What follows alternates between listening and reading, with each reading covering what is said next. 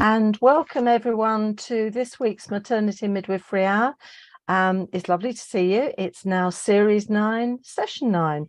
My name's Sue MacDonald, and I'm the curator for the Maternity and Midwifery Hour and the Maternity and Midwifery Festivals. And it's my delight to be chairing this evening's session on the evening of the International Day. Oh, I want to say Day of the Midwives, but the International Women's Day. More about that later. So I'm delighted to be welcoming Catherine Guttridge and Faiza Rehman, who are with us today. And as we always do, we put them on the spot and we say to them, have you got a moment of the week that you can share? And I'll start with Faiza, because this is a bit exciting. It is. I'm sorry, I should have changed my surname. That's actually the project's name. My surname is Rehman, but it's so similar, isn't it? So it's so easily confused. So my moment of the week this week, which I've only just heard about a couple of hours ago, is that I've been shortlisted for the RCM's Race Matters Unsung Hero Midwife Award, which is really exciting. Wow. It's very exciting. Yeah. So that's all happening in May, I think, isn't it? Yeah, I believe so. Yeah, looking forward to it, actually. Yeah, and I really appreciate the nomination. It's nice to be recognised. It's lovely. Yeah. That's lovely. Fantastic. That's a lovely moment of the week to share. Thank you so much, Faiza. How about Catherine? Can you beat that, Catherine? Oh, no. Although I will say, having both, I was nominated a couple of times and we won in 2013, which was an absolute triumph. I mean, what a way to celebrate the work of everyone in midwifery. But yeah, you will enjoy it. And when I was president, it was my favourite event, because it means you meet up with so many fantastic midwives. And anyway, I'm taking over a bit there, Sue. But, that's fine. Yeah, my favourite, or my moment of the week rather, after I'd had a small operation last week, on Saturday my husband discovered someone had tried to steal my car and put a screwdriver through the door lock and the ignition. And so you know I've been trying to get onto the insurance company, blah blah blah. Anyway, yesterday I received a hire car and the pickup truck to take away my poorly car. So for me, that was a real thank goodness we're getting my car fixed, but I've got a car in the meantime. So I know that sounds nowhere near as exciting as Faiza's, but for me, I just thought, thank goodness I can stop ringing now. That's a relief. Yes, absolute relief. Mind you, is the hire car more delicious than your normal car? No, I don't think so. Okay. I don't. No. I kind of thought you were going to say, and here came a sports car. Now that would have been good. Yes, yeah, definitely. But in this day and age, having your car sorted is so important. And it means a lot, doesn't it? So it does. It's freedom. Fantastic. Well, thank you very much to both of you for your moments. Now I'm going to go into the birth of the Maternity and Midwifery Hour, which I do share a lot, and it's mainly for the people who may not have come to the Maternity and Midwifery Hour before. We were born in the pandemic.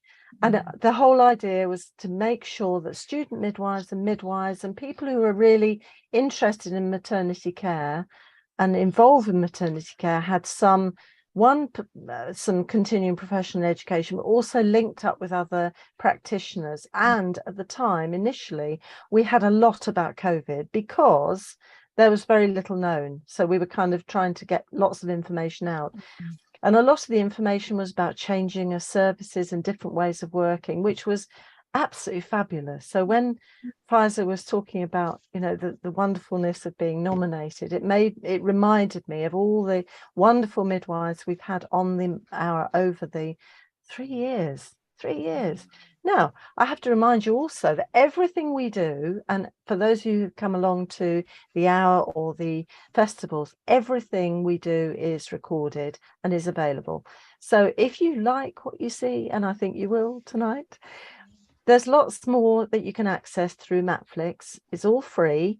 It's all recorded and really good if you're doing something like a revalidation, or you're doing a project or a dissertation or something. Lots and lots of information. If you want things targeted, you can get a subscription for a small fee, and then you get these sort of box sets in little themes, and that can be really good if you're really short of time and you're doing a project. So that's all available, and the lovely Dr. Jenny Hall looks after those and does beautiful extra information in those packages, so worth having a look at. Now, just to say, and I think Faiza, we were having a chat before we started, and Faiza really highlighted for me what's happening in the NHS. It's hard. It's hard at the moment. It's always hard, but it's especially hard at the moment. So I'm going to say, like I say quite often, a big thank you to the midwives and the students, the healthcare support workers, medics, the paediatricians, neonatologists, the obstetricians, everyone who's working together. A big thank you. It takes a lot at the moment because morale is very low. The workload is incredible. And still our midwives and our students carry on working at the utmost to give the care to those mothers and babies. So good on you, and carry on what you're doing. But look after yourselves, because you're really important. You're important to us. So also, also a big thank you to anyone who's covering sick leave, because again, there's a lot of sickness around as well. There's horrible colds and flu and everything that's going around. So big thank you there. Now, I'm just going to go on swiftly to the news. I'll just highlight some of the things. Joe Wicks is offering a 3-month free use of his fitness app to NHS workers. That link's on the resources list. For some of you might think, oh, that sounds interesting, because the kids were doing that in lockdown. And some of it is really good, and we all need to be a bit fitter and healthier. And I'm saying that not having been able to go out for my run this morning because it snowed, and I'm afraid I'm a fair weather runner. Right, so maybe I'll have to go on to Joe Wicks anyway. Now, today's been International Women's Day, and that's a real day partly for celebration. And we should celebrate the fantastic women, especially within midwifery and women's health, but also the mothers and babies. But also is a reflection of how lucky we are. We take all of the freedoms and the benefits that we have so much for granted. We still got a way to go, because the theme, and I have to put this down, is embracing equity, and we've still got a way to go. And I won't be dishonest about that. We don't get it all right. But we're better off than a lot of places, and we need to just get better at what we do and make things more equal. And I think particularly when you watch the news and you hear about the terrible time the Afghanistan girls and women are having just to get an education, we take it for granted. Kids don't want to go to school. These kids are desperate to get to school, and it's so unfair that they're not being allowed to do so. And it's such a waste for that country not to have those women and those girls in their sort of their whole resources. It could make me very, very mad about it. And the women and the girls in Iran also having a really terrible time trying to get their voices out. We have most sides, and certainly tonight, we have our voices, and let's help the women of the world get their voices too. Also today, I have to get on my soapbox for a minute. Our friends at the NCT and Save the Children UK delivered an open letter to HM Treasurer demanding a solution to the cost of living crisis. And that reminds me, we are in a cost of living crisis, and some people are having a really hard time making ends meet. So if you know people having a hard time, find out where you could get them some help. There is help around.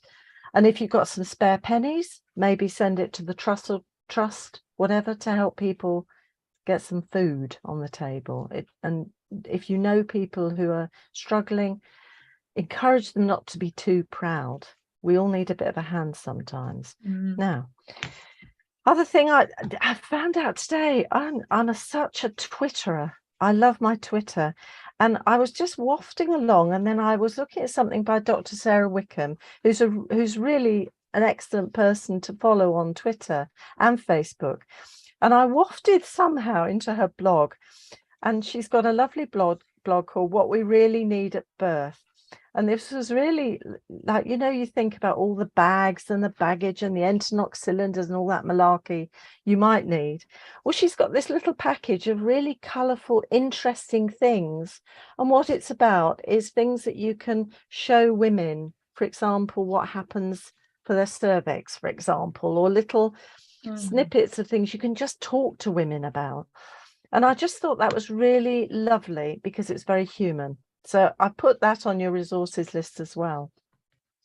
And I'm talking very quickly because I want to come to our first lovely speaker. And I'm so grateful this evening to have two such lovely midwives here with me. And the first one, we're welcoming back our lovely midwife Faiza Rehman. And I'm sure I haven't pronounced that correctly. I'm going to stick to Faiza. And she set up the Raham Project in Peterborough, and she's been here before, but we want her back again because things don't stay the same. And I know this project hasn't stayed the same either. This was a project to provide support to mothers and families from ethnic minorities, particularly through information, education, and activities with a real focus on emotional support and advocacy. And she's been nominated for this award, very richly deserved, I will say, as an unsung hero. Now, an important part of her project has been giving voice, and that seems to be a word that I'm feeling a lot this evening through these monthly listening sessions. So I invited Faiza along to talk about the project and really find out where it's at now. So welcome, Faiza. The screen is yours and mine at the moment. Hi, Sue. Thank you so much, Sue, for having me back again. Although this time you've got me back with a bit of a flu, so my voice might disappear and I might start coughing, and I apologize if I do. But yeah, I think a lot has changed since the last time we spoke. And Raham Project has developed a lot in the last year, and it's growing really fast, Sue, if I'm completely honest with you. Sometimes faster than I envision myself or that I can always cope with. There's been a lot of, I talk to my children about this all the time. You're in the learning pit. And every time I'm learning something, I keep telling my children, Mummy's in the learning pit. And the learning pit is a really horrible place to be because you don't know the answers. You really have to be pushed in your comfort zone and figure out how am I going to move forward. So I've been in that for the last couple of years, but in some ways I have really grown because of that. Yeah. And so Raham Project, like you said, Sue, is there to support mothers and partners from ethnic families. And, you know, we really are helping a lot of people who've recently used or are currently using UK maternity services.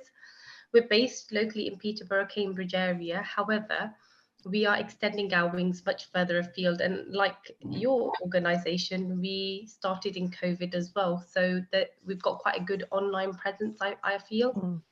So I would say the community is definitely growing. So we were doing these listening events, probably we've been doing them for the last, say, 2 to 3 years now. And they've been going really well. We do them monthly.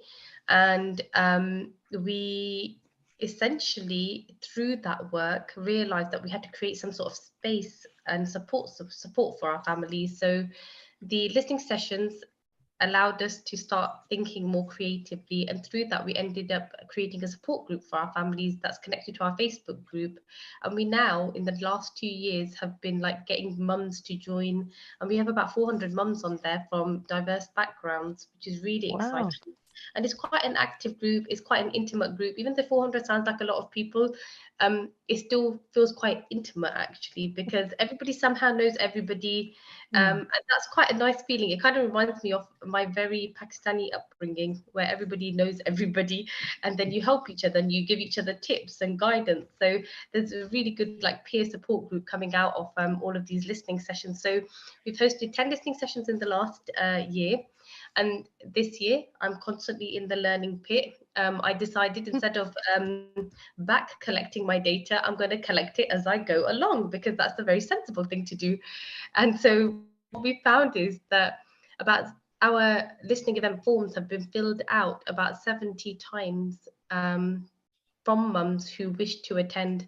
Now, not all the mums actually attend every month, because it's a Sunday evening once a month and life happens. They have children and they may not always be able to turn up. But I think it sets a really good kind of idea of the fact that people do want this sort of support, and people particularly from the South Asian community definitely do want it. And we found that the people who are attending are between their 20s and 40s. 3/4 of the women who have attended are from South Asian backgrounds, and how they're starting to connect is actually mainly through Facebook, and about 1/4 of them is through word of mouth. So this community connection is very important in our communities, and like people talk to each other and they suggest things to each other.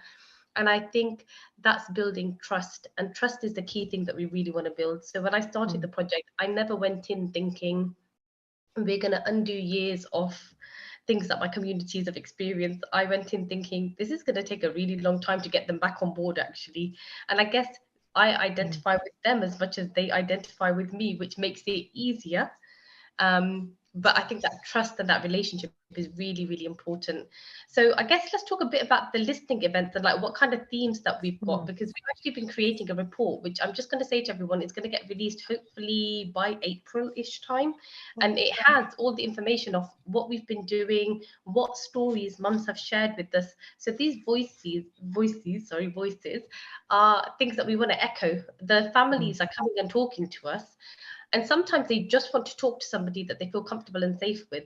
Sometimes they want to take it further and they want to get some answers, and they want some more hand-holding, they want some more signposting and connecting and more information, and we'll help them with that as well. But we really felt passionate about the fact that every time we do a report, we're going to have these voices out there for anyone to read. So you can access that if you ever wanted via our like Facebook and our website. But some of the themes that we've been hearing from families, and if I'm completely honest with you, I'm recognizing that like change is slow, unfortunately. And because of that, sometimes it feels like when I'm talking to families that change isn't happening as fast as maybe they need it to happen. So some of the themes that we've been like hearing from families are things like poor postnatal care. There's a lot of mums who come to our listening sessions that talk about that lack of postnatal care support, particularly when they're in hospital. There seems to be a bit of a theme about that. Things like if they are pressing the buzzer for support and people can't turn up, and that makes mothers feel very isolated and alone when they feel like they're struggling. I remember one mum talking about being left in a blood-stained gown. And, you know, it's those small acts of just pausing, thinking, supporting, that just makes that difference. And communicating, I would say, is a really, really big one. Another one that families seem to talk quite a lot about is actually breastfeeding support, really like needing more support than is given to them. And I think sometimes there's a preconceived idea that we come from families where often people tend to breastfeed and, you know, their mum will help or their sister will help. And whilst this is probably true, I think there needs to be a recognition that you're dealing with a different generation of people from the South Asian and even Black community now. Like, for example, some of us are second, third generation now, and there's things that our families lost, like there's life experiences they lost because they got disconnected from moving away from their families. And I really do think when it comes to the birth world, particularly in our South Asian community, we did lose that kind of support that I guess my mum talks about or my grandma talks about. So I'd say breastfeeding is another really big one.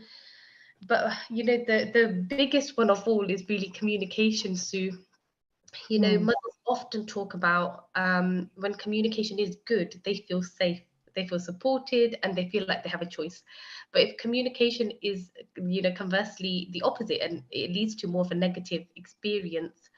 And a lot of mothers spoke quite openly in our sessions about, you know, feeling like they were being judged, or there's a lack of compassion, or that they felt like when they were saying something they weren't being believed, whether that was to do with them feeling unwell or whether they're in labor or not.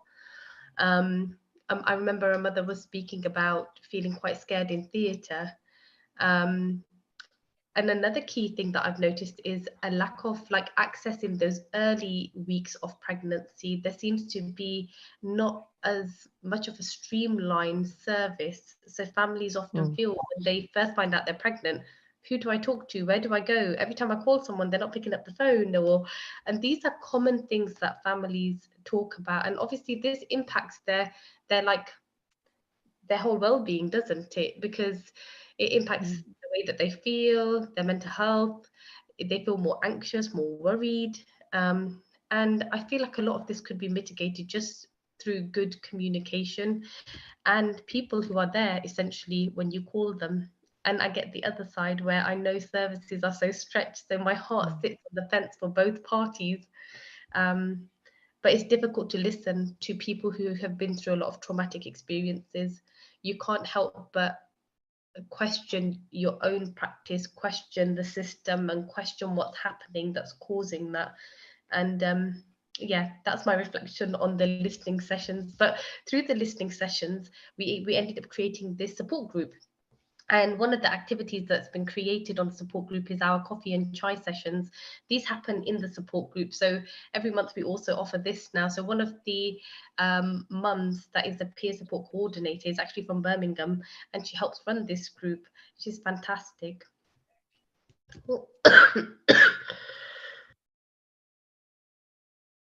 Oh, poor Faiza. The cough has taken over. We knew this was going to happen. I just I just wondered. I just wondered, Faiza, as you were struggling a little bit there. When you talk about the mother, the coffee and chai sessions, which sounds lovely, is it? I'm guessing, trying to get a feel of, is it all new mums, or is it a combination of mums who've had their babies like 2 years ago or 3 years ago? It's a mixture, Sue, really. We've got new mums, pregnant mums, and we have some mums who had their kids like 20 years ago. Oh, wow. And they want to come and join. And these are mums of my mum's generation. And it really reminds me how little has probably changed since the time that my mum was actually having children, and how much birth experiences actually impact us as women, as birthing people. We never forget. And so we are aiming for people around the perinatal period. However, we get on a very human level that if people are going to have any kind of experience, you're a valuable person. And motherhood is a universal language, isn't it? It doesn't matter how far in your journey you get, you can connect with another mum. If you are also a mum, there's something that you'll find in common that you can connect with. So we are quite open in our group, to be fair. The group has been doing really well. So that's continuing to flourish, which is very exciting. And another thing we're noticing is more and more families are starting to connect with us because they are having more like queries about things, and often they're connecting with us to ask us about information or share their experiences. And we do loads of different things with them. Like I said earlier, we signpost them to relevant information. We actually take our time to explain information to them in a way that they understand. We connect them back to hospital services. So there's a lot of advocacy and hand-holding happening for our communities that actually takes a lot of background work, Sue, that sometimes people don't recognize how much time that this kind of work can actually take. And, you know, essentially it's to try and create a support blanket for people from our communities. And like I said, it's going to take time because there's always been a bit of a trust issue. And even for me as a South Asian person, I'm trying to build that trust with the system, and I work in the system. It's a really bizarre like situation for me sometimes because I work in it, but I can see why my community also fear it. But through all of this work, what's happened is we've ended up collaborating with loads of different organizations. And like one of the projects we're working on at the moment is to do with this maternity equity hub. And we're doing this in partnership with the charity Barnardo's and Mind, our local Barnardo's and Mind. And essentially what our vision is, we're trying to like address these health inequalities, particularly families who are struggling with birth trauma, and families particularly from Black, Asian and mixed ethnicity kind of groups are the target audience. But what we're trying to do is create like a wraparound family hub support service that's tailored to the needs of these communities, but getting them to engage with the hub, getting the maternity services to engage, and then providing like perinatal mental health support right from the beginning up until after they've had a baby. And it really is an exciting project. So that's kind of where, I guess, where we were, where we're moving towards. And it will be exciting to see once we're there, what else we want to do. That sounds really exciting. But I have to say, the whole project, or especially the listening events, feels for me almost like an it makes me think of action learning of a whole group of people, and almost like a village of people in a way, all being together and being able to share their experiences. And I guess the only problem would be is if people got stuck into, you know, how when you're having a hard day at the office, back in the service, and you start moaning to someone, and then someone else will moan, and then someone else will moan. It all turns into a real downward spiral as you're going. How do you stop it doing that, Faiza? Because I bet you that from what you said, it doesn't sound like it's just a moaning shop. It sounds like it's a very lively event. It is. And you know, one of the things, I think that this is where the midwifery experience comes in. I completely recognize as a Pakistani person that people from my communities experience this kind of care. But as a midwife, I feel like practically what can we be doing that is changing and improving how your experiences are. So although Raham Project isn't run from a clinical perspective, and I don't offer clinical advice, I can offer information. I can completely tell them who they can go to. I can give them those nuggets of information. So a lot of the listening sessions now start, Sue, by asking families to join us. And we've started using themes now. So about a month and a half ago, we've done C-sections, and we've done pelvic health not so long ago. But like with the C-section one, we had 8 mums turn up, Sue, and every single one of them was crying by the end of the session. And part of the session was actually we educate. So the beginning is always it's a very loose and relaxed structure. We're all very honest and open with each other. There are no barriers whatsoever, and it has to be like that. We meet each other as mothers. And so the beginning is always me consciously making an effort to say, this is this is the topic we're talking about. This is what the research suggests about it. This is what the numbers are saying. This is what my experience has been. I get mums who have had the experience to come and share their experience, and then we talk about how their experience leveled up to what the gold standard should have been. And I think that's really important, because even health illiteracy is very high in our communities, Sue. If they don't know what it should be like, they have got nothing to compare it to apart from their own experience. If they don't know that they can have skin straight after a C-section, then how are they going to ever think that that's an option? And so part of it is educating them, and I'm very conscious about that. And I guess you'll see that through these listening events, we create our infographics, which are now being shared. So thank you. Fantastic. That's really exciting. I have to say, I'm looking forward to reading this report. But we'll be sharing it for sure. We'll be sharing it. And also, another really exciting thing that's coming up is we have been working with the charity Bliss that supports parents who have premature and sick babies. And this Friday, all being well, my sister-in-law not going into labour, we're going to be doing a live with them about winter illnesses in babies and children, which is, we're so excited about this work. And then it will be followed up by sharing some really useful infographics. So if anyone's listening, please have a look at them and please share them, because it's great for families. And the infographics are spreading now as well. So we're getting hospitals asking us if we can offer printed copies that they can put in their like birthing areas and delivery suites, especially the labour and birth position one. That one's done very, very well. Fantastic. Well, I know poor Faiza's voice is probably going a little bit at this point. So I'll say a huge thank you, Faiza, because this really sounds, I thought before it sounded fantastic, and it has grown. hugely. And the listening element to this is like I was saying action learning set of people coming together, growing, you know, this 300 of mothers all coming together, which sounds fantastic. And it's a bit like antenatal and postnatal education on steroids. It really is. And ongoing it's ongoing. Yeah, in like a proper relationship, which is a model that we could really do with for all mothers. But I think this group of mothers and families really need it, don't they? Absolutely. And I think that's what I was feeling like was missing from my midwifery. And that's what I can give with Raham. And it's fantastic. And thank you. And thank you, and a huge well done for all you're doing. And thank you, Faiza, because poor Faiza's voice is just about going with her flu. So we'll give her a little rest and she can have her honey and get her voice back. And thank you so much. What a lovely, lovely project to share.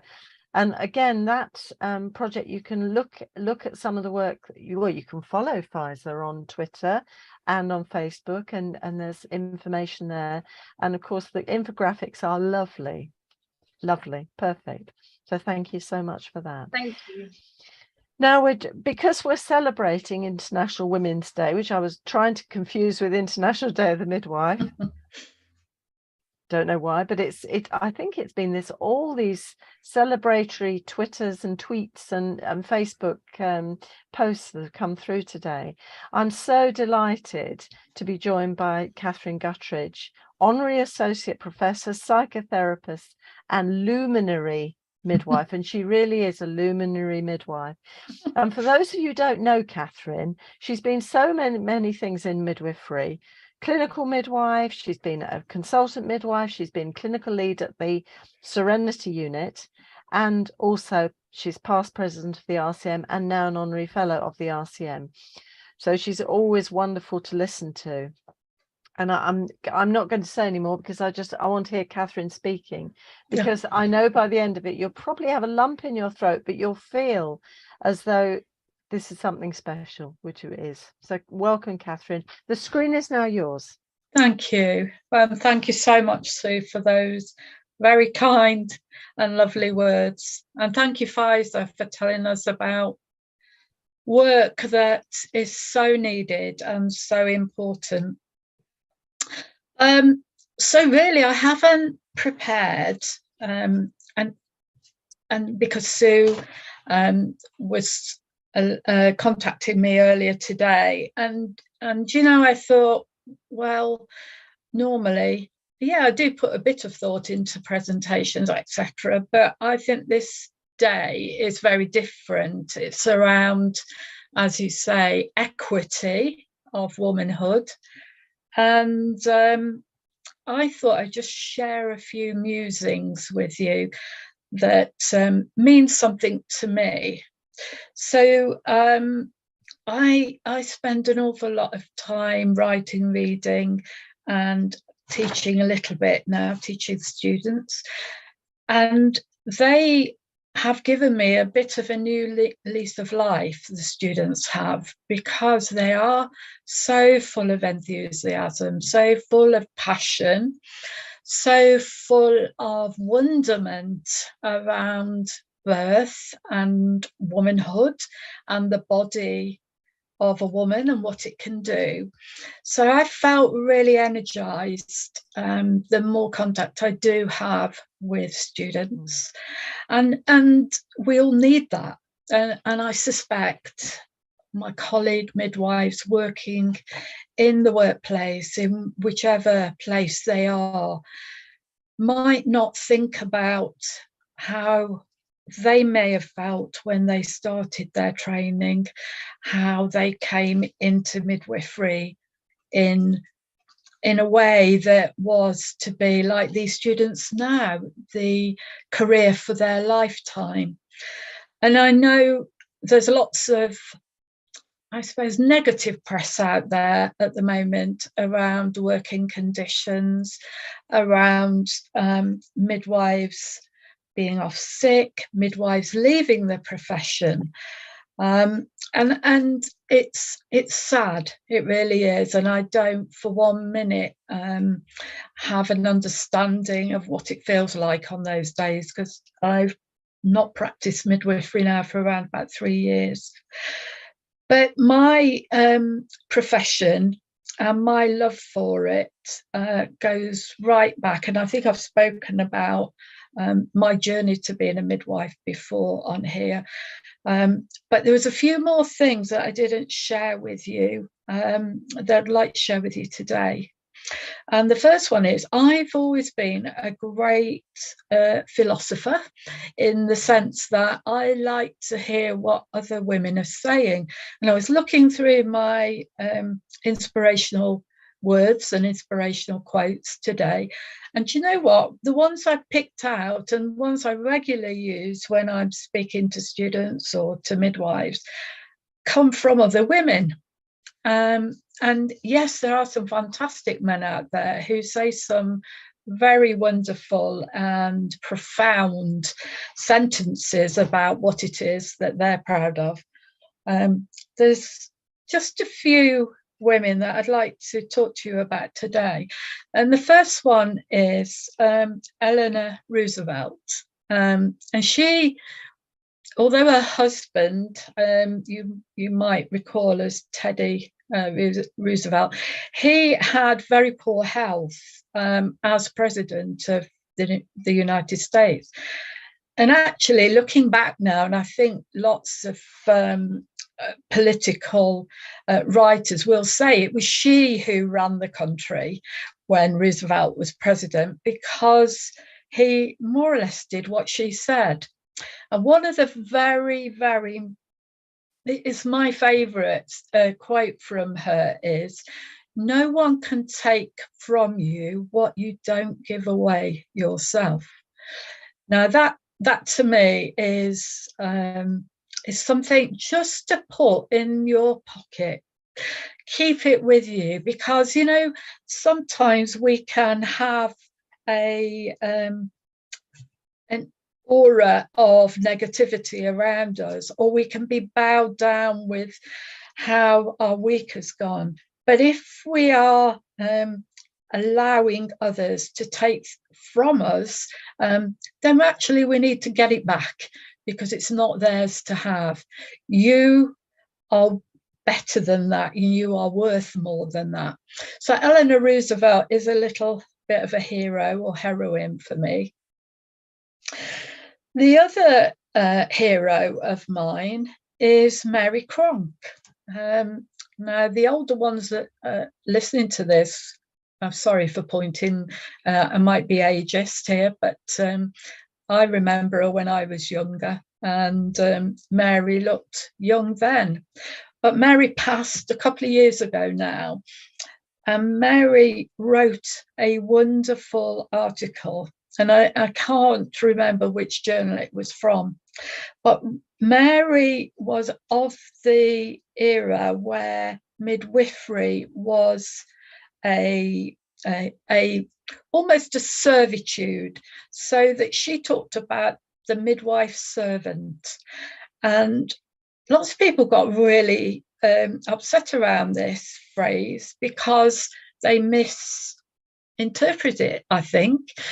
For me, what she meant was, when we are with that woman in that moment where she's labouring or about to birth her baby, we are waiting there with our hands. So we are waiting. And for me, that's where service comes into it, because none of us know what is about to happen. None of us have got that good at midwifery or obstetrics yet. We can predict what happens. But what Mary advocated was watching and waiting, and all the best servants do that. They're just standing nearby so that they can jump in, do something, move back again, and actually you never know they'd been there. And for me, that's the mark of an inspired midwife, that she knows what that woman needs when she needs it, and she's waiting with her hands or with her experience to deal with the situation, and then just step back. So Mary Cronk will always have a special place in my heart. And I guess, you know, there are many other seminal midwives, really, that we've come to know and love. And we should share our thoughts and memories about them, because they went before us in setting down the foundations of our profession. And I now want to say a little bit about our profession, because I watched, not this last Sunday, the Sunday before, through tears running down my cheeks, Fiona Bruce had done a special programme on the midwife and the nurse through history, and this was in the UK, and it was very, very sensitively done, and it picked out different eras and what we were doing at that particular time and brought us up to present day. So a little bit of respectful history, I think. And I like to think that we really, as a midwifery profession, came into being at the same time that these women who formed together as suffragettes in saying, we deserve more than this. Women are better than you're telling us. And if we stand together, united, then we have a hope of being given the right to vote and the right to do certain things. I think that is a critical moment in time. It was before the NHS, but there were women saying women matter. And their actions, I think, and their sacrifices led the way for our profession as midwives to be firmly established in the social culture of our almost like our country, our world. So for me, this day matters because of those women. I also want to just remind you, all you midwives out there, that we train very thoroughly and very well researched and well practiced in our clinical world to be the thing or the person that a woman needs throughout her pregnancy to her postnatal period. And we have the skills, the knowledge to be able to do that. That sets us apart from nurses. This is where our autonomy comes into being. We have a woman who has discovered she's pregnant, who needs to have advice, knowledge, and to begin her journey. And we're there with her. We start that journey with her. Then when she's in labour and birthing her baby, we witness that process, and we see her having almost like split herself into two. So she's there with her baby on the outside, and then we observe her mothering. So we as midwives in our autonomous practice witness the birth of a mother in addition to the birth of her baby. And I think that is incredibly privileged for us to be there. And I also think that we don't always stop and take a breath and think about the magnitude of what we've done. So there's a couple more things I want to do, but I won't go over my time, Sue.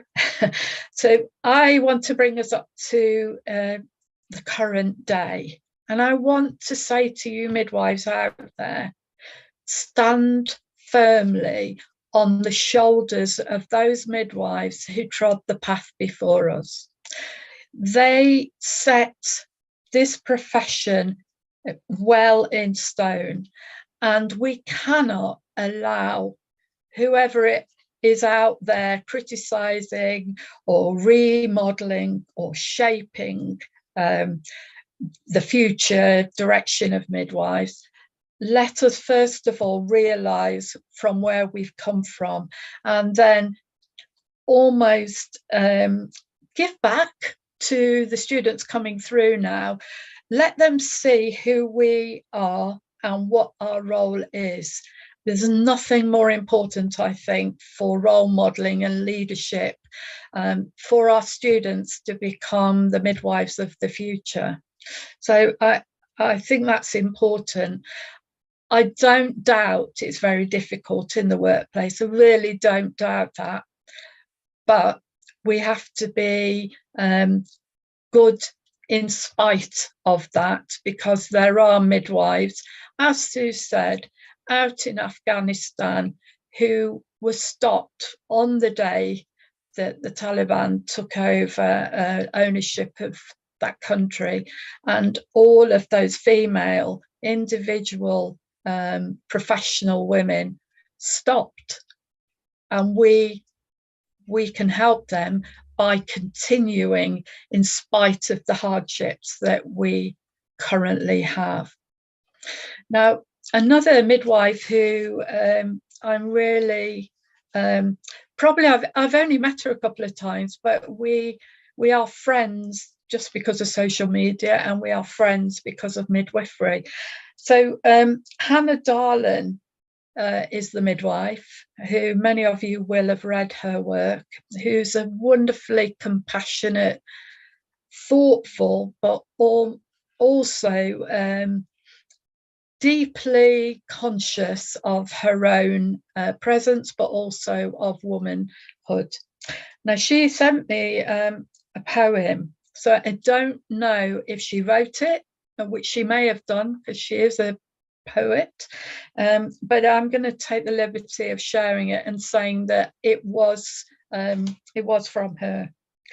So this is called "Don't Give Me a Day When You Owe Me a Lifetime." Don't give me a day when you owe me a lifetime. Don't give me fine dining if you can't serve up respect. Don't give me a speech if you don't listen and see me. Don't walk with me if I can't walk safely and free. I won't pretend hope or manufacture tolerance. I'll trade my fine meal to dine on your respect. I'll miss the noble speeches if I can be heard and be seen. I'll walk alone on this day, uncelebrated, if I can walk in safety. I won't trade the lifetime I'm owed for one day you see fit to bestow. Yes, we women are angry. Yes, this looks ugly. Yes, this is scary. Yes, this really is us. The nice girls you knew have gone. Women's rage is exploding for all to see. We felt far more than the discomfort you now feel. Our grandmothers weep, seeing no end to battles they begun. Our daughters feel weary at the fight ahead, and our granddaughters, mere specks in the universe, sigh with fading hope. Where are those who love us? Why is your rage not the full measure of the love you say you hold? Why do you not march beside us? Why are you left silent and bewildered by our anger? This is not a mere moment for us. This is a millennium of pain. Don't wait out the storm. It will not abate. Come with us or be consumed by our fire. We've struggled alone for so long. We've hidden the pain. We've swallowed the tears. We've plastered on smiles. We've worked harder for less and done more. To what end? We have cared and cared until we have nothing left to give, yet still you want more. No more from me. No way. Not again. Don't give me a day when you owe me a lifetime. I think that's a very, very profound piece of writing, and I love Hannah's ability to reach into the soul. And I'm going to finish by just saying my heroine, and I've covered a few, is also my sister. My sister no longer with us. She was younger than me, but we were almost always by each other's side.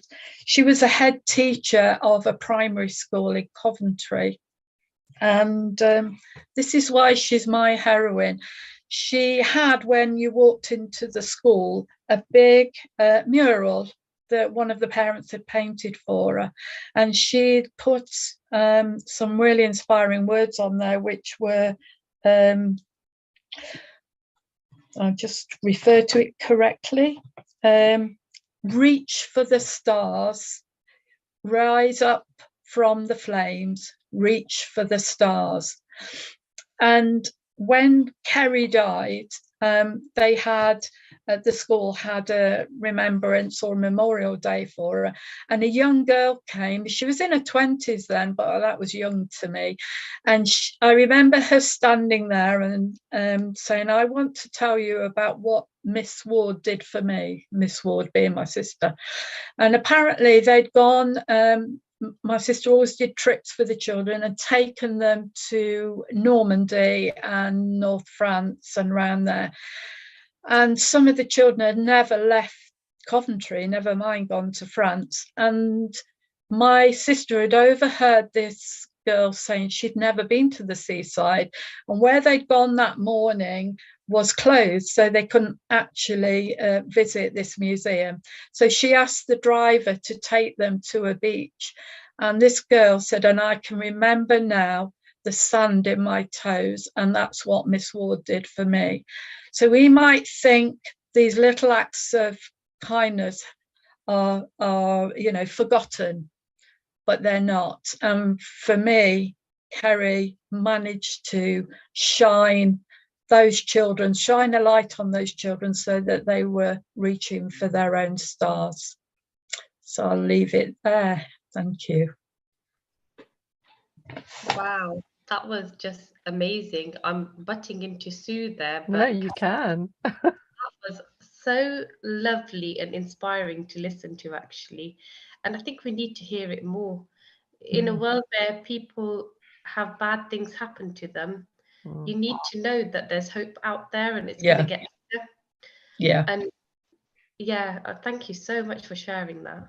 You're welcome. Beautiful, beautiful. And I think the feet in sand, that I think midwives love stories, don't they? Full stop. And I think the stories impact on you, so you think the little things really do matter. The little smile, just a few words. We don't think matters to women or their families, but they'll remember it forever. And that means good words and not so good words. Absolutely. So from thinking about what Faiza was talking about, communication, this has that huge impact. Now I'm looking away this way just to see if there's any questions.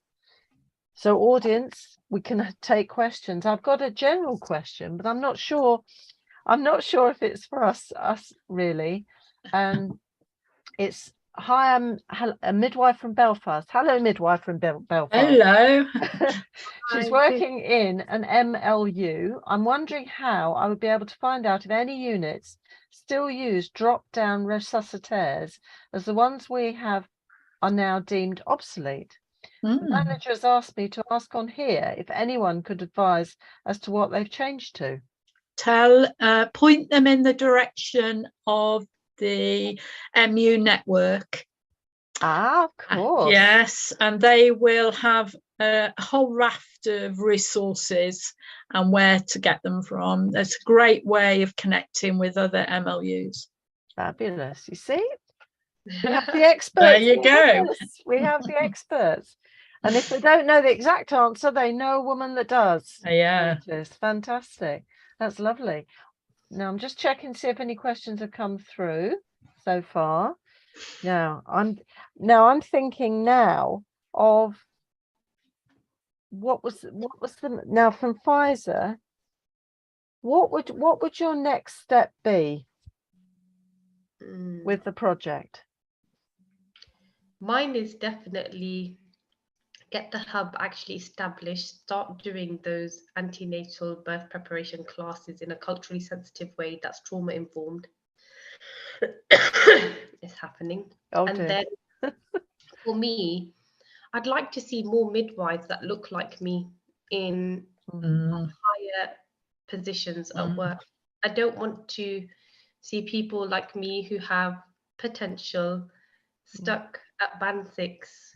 Yeah. Because I think we bring a different perspective to the table, and we bring different connections and links. So I'd like to see those two things happen.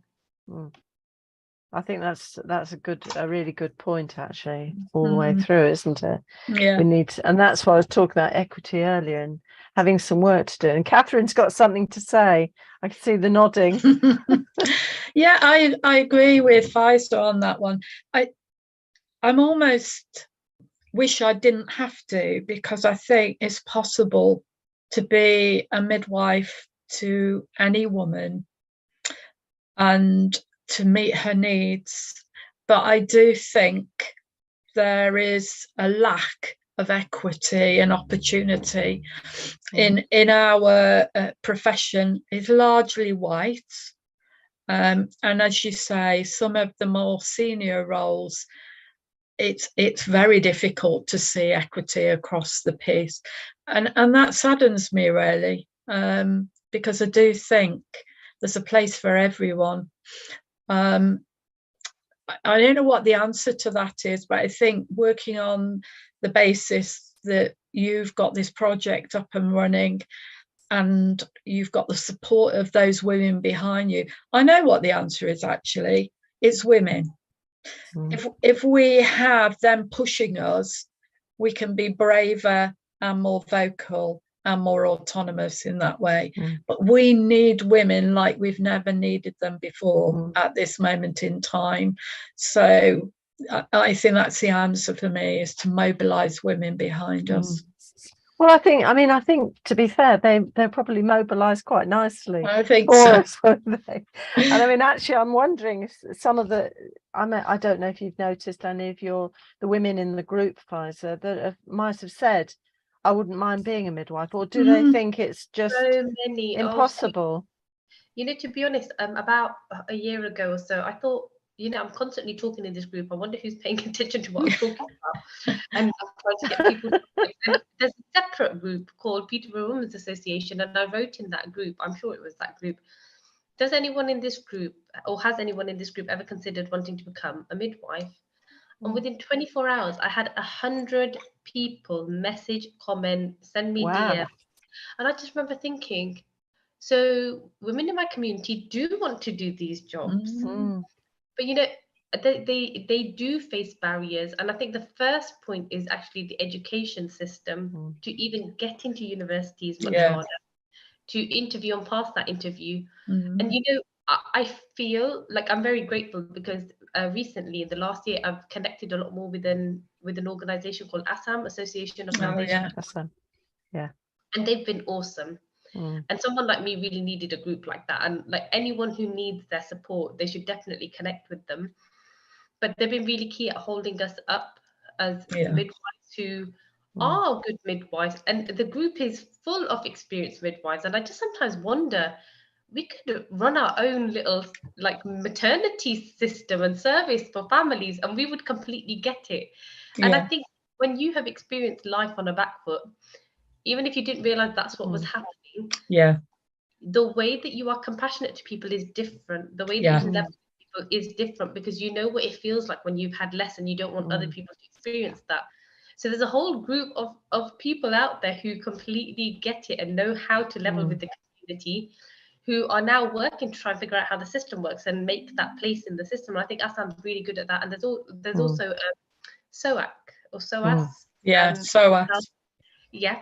And they are brilliant. And I know they've done a bit of work together, but that's been really like useful to have. So I think it's twofold, isn't it? Yes, getting the women to rally, but I think there's something with the powers that be. They hold finance, they hold decision, don't they? Yes. Yeah. So I do think we've got to connect. We've got to connect the women with them. Maybe we need to get rid of the midwives in the middle and connect them directly with them. In a room together. I think it's also about challenging assumptions, because it strikes me that there's always used to be an assumption because having been in education and interviewing and stuff before I'd hear this, that people would say, well, you won't get Asian women coming to be midwives because it's considered, they probably would prefer to be an accountant or whatever, or Chinese women, but that's not necessarily the case. And certainly now it's very different. I think, like you were talking about being second, third generation, there are different understandings of what it means and what the potential and opportunities are for women. Absolutely. And I think also, I really think, Sue, with the way that all people are raised, but particular communities, there's a real strong grounding, often in spirituality or religion, morals, ethics. People from my community find it very hard when they see bad things happen. And a lot of people have a perception that we're probably more silent as women when we see bad things happen, but actually no, we often are the opposite. We will be the one who goes and helps that person stand up and get up to where they need to be, as opposed to push them down. So I think the system isn't necessarily designed for our communities. And the other thing is as well, we are a predominantly female workforce, and in particular communities, I'd say slightly more so, like that very female dominant role and duty that we have.